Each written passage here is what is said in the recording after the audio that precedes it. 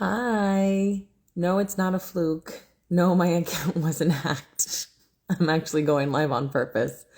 Hello. It's been way too long. Oh my gosh. Yeah, I used to do like a weekly live and then life changed.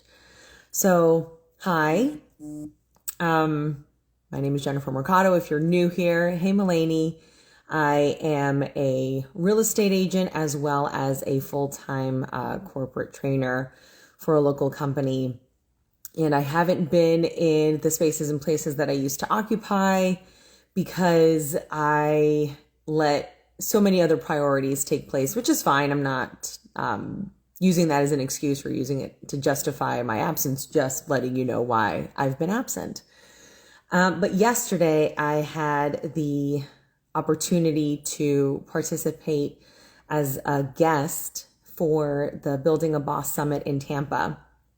And if you've been following me for a while, you know that I used to participate with Boss Talks and be their chapter director here in West Palm Beach. But I took my job and I started getting my MBA, and my time was compromised in other spaces. So I had to walk away from that. So it was really satisfying to walk back into that space and to be among the tribe and the community that I feel so much love for, even though I haven't been as present as I would like to be.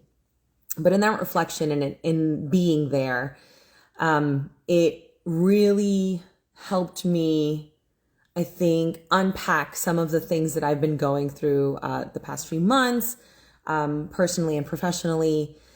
And I was going to film a podcast about it. And I was like, you know what? You haven't done a live in a while. Why not just do a live, right? Like distribute this out right now. Like this is something that you want to share. You may as well heed the calling. I got these rings yesterday, by the way, this one and this one was super cute. I'll tag her in the products. That one I've had for years, but anyways, this is the cute one that I like. So as I mentioned, I am an entrepreneur, not as active, in promoting that and in seeking new business in that way, because I've now transitioned into another role in my company with more visibility and a lot more time prioritized for that job. And that didn't come without its challenges, right? And I think I knew it would be a challenge because it's a transition from being a free bird, being able to work remote, to now going into the office and really participating in corporate culture in the way that I'd never anticipated before. But one of the realizations that I came to, and this is why I wanted to share with you guys, is that there was an undertone of ego that I didn't realize I was bringing to the table.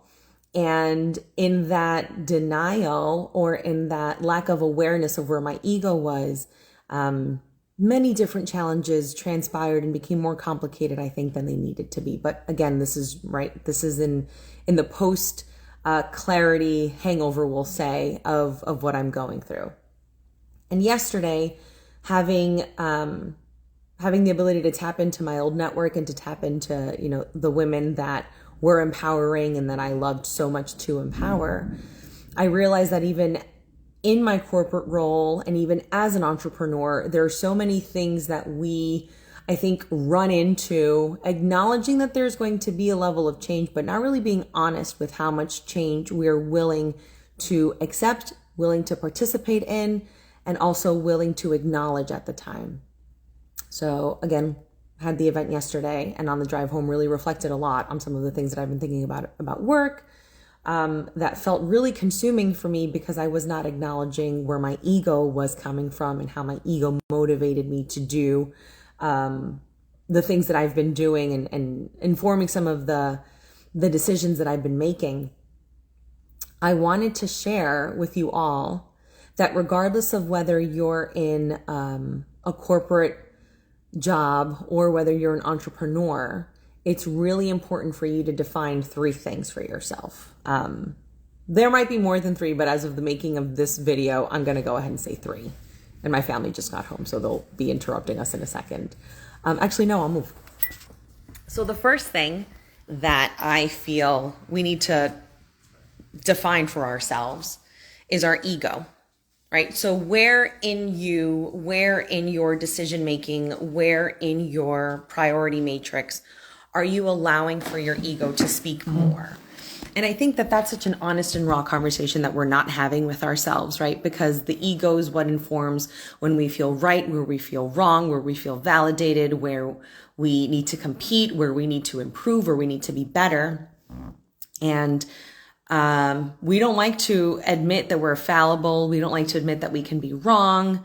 And I don't mean like we do this on purpose. I think this is just a form of our subconscious being, right? Because to be right is to be loved, is to belong. And our first instincts, right? I mean, there's a whole song about it. Sorry is the hardest word. Elton John, love that song. It's so hard to say sorry sometimes for some people. For me, I'm including myself in this because it was very hard for me to say I was sorry or to say I was wrong. So I've identified that my ego still positions me in levels of competitiveness and in levels of wanting to be great and not replaceable and just the answer to so much in a way that it detracts from my authenticity and removes from the alignment of the things that I want to do. So I question that, and I'm working in redefining that for myself. And I challenge you to do the same, right? This is what my coach Tracy Litt likes to call the honesty behind the honesty. What part are you playing? Who did you become to become aligned to the situations that are in front of you? Maybe to the things that you don't want to face. Maybe to the things that you don't want to acknowledge you did have an active role in playing. And then the second thing that I would challenge you to define for yourself is success. And the reason that I say that is because, again, me included, right? The things that I'm challenging you with are because I've been challenged with them myself. So I want to bring it to the forefront.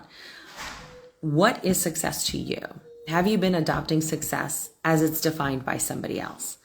And I've come to the realization that I have been doing that to an extent. My success right now has been defined through society, what my parents wanted for me, what coming from a first generation immigration family looks like, right? So I needed to get all those things to validate their struggles, and that became my success. So getting a degree, buying a house, being able to contribute to my family, being able to provide to my kids in a way that my parents couldn't, making myself more useful than I needed to be, again, to validate the struggle and everything that my family had gone through. That's the second thing I challenge you to question for yourself. Whose success definition are you following? And if you've been following me for some time, you'll know that I think maybe 2 years ago, I positioned this question again in terms of what is informing the goals that you have. Are you creating goals for yourself? Do you have toxic goals, goals that you just can't pry away from because there's somebody else's definition of what you think you should be doing? So I'm bringing that to the forefront again. Question what success looks like to you and be honest with yourself. What I've come to find recently is that, yes, those things that I've accomplished made me feel good in the moment, but left me feeling that there was so much more that I needed to be doing, that now I push and push and push. And that pushing feeds my ego because now my ego needs to make sure that we do it right and we do it perfectly, and that the first time is the very perfect and exact time and the exact way that it needs to be. So all of that bleeds into, and what I'm now going to redefine my success as is being more creative and giving myself the space to do that and to remove from it that it needs to make sense or that it needs to be logical or that success needs to be linear. I want to stop rejecting my version of success for other people's version of success. Because while it provided safety and stability for them, it's not the expression of who I want to be in life. So that's challenge number 2. Challenge number 3, or the third definition that you have to find for yourself, is define your fun. And I don't mean it just in a frivolous way, but I also made it in a frivolous way. What are those things that bring you joy? What are the things that you find you are going to leap out of your seat to do because there's just no questions asked? It is a full body yes, that's what you want to do. And I think that we lose our fun and we lose the desire to be propelled by fun because adulting and responsibilities and degrees and jobs and money and, a capitalist society, insert whatever thing you've abdicated your power to. Reclaim it back. Reclaim your fun. There's a great book, actually, I've been reading it to my kids a lot. called Fun is a Feeling. And I love reading it, not just to them as kids, but really to myself as an adult. What's that fun? And in one of the pages, she's like, maybe your version of fun is different, right? Some people like wild fun. Some people like tame fun. What's your definition of fun? What's the thing that brings you joy? And I challenge you to find that, because I feel that when you find what your fun is, it might open up what your success is. And it might also release the attachment to the ego that you have to fulfill the things that you think you should be fulfilling. One of my declarations for this year was to find more fun, find more play, be more in those spaces where I'm less constrained, less restricted, less bound, I think, by what we perceive adults need to be. And remember, like in the opening, I'll call it the opening ceremony of when I was giving everybody what a good inspiration would be for their new year. I just kept coming back to like what I wanted for this year. And I want to play more, and I want to have more fun. And I want for that fun and that feeling of joy and that feeling of childlike wonder and endless curiosity and awe to fuel what I want my success to be like, because I want to be able to feel that throughout everything that I do. And the mindset that I think I'm going into it now is more of self-acceptance, self-awareness, right? And not just self-awareness and like, oh, well, this is the nice thing I want everybody to know, but in the way that it's deep, raw honesty. Like you haven't even said these things to like your best friend, like that honesty, the one that you are afraid to admit to yourself. That's the one that you need to sit down with and really sit face to face. And like I mentioned, I've been going through challenges at work, and through all of that, and through that questioning, and through that experience, and through that discomfort. Mind you, I thought I went into this like fully prepared because I'm a healed person. I'm doing my mindset work. I've done the entrepreneur thing. I've done the family thing. Like this is the next step to have like this, entrepreneurial, boss woman now coming into the corporate culture and understanding all the things because she's run her own business, right? Like I went into it with so many conceptions of who I thought I was, to now be on the other side of the things that I've experienced and be like, oh, there was so much more that I needed to unlearn about myself. There was so much more that I needed to sit in the discovery of. That, hello, I'm going to wave to our people before I keep going. That I didn't want, I think, allowed for myself to admit. And that, again, ego-driven, which is fine, right? As long as we take away the lesson from whatever it is, as long as we can see our role and our responsibility and our accountability for the things that we're doing. Hey, babe, as he's in the other room. Then we're able to, I think, just unlock more layers of self-discovery in any profession that we want to do, in anything that we want to bear into the world. So for me, ironically, going through the corporate culture, the corporate structure, I'm not saying, oh my God, go quit your job because you're an entrepreneur. Like, we're not about that.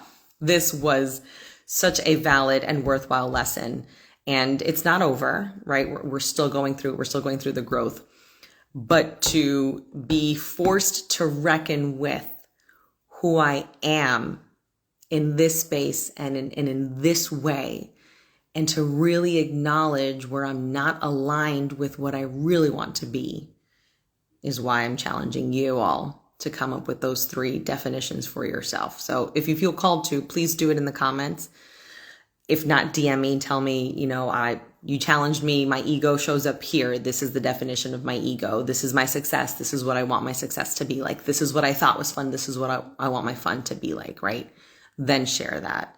I may just do a podcast about it because this was really good, but this might just be like the rough draft. So all that to say, thank you for still being here, even though I abandoned this space and all the things that I was doing before and all the places that I would appear in.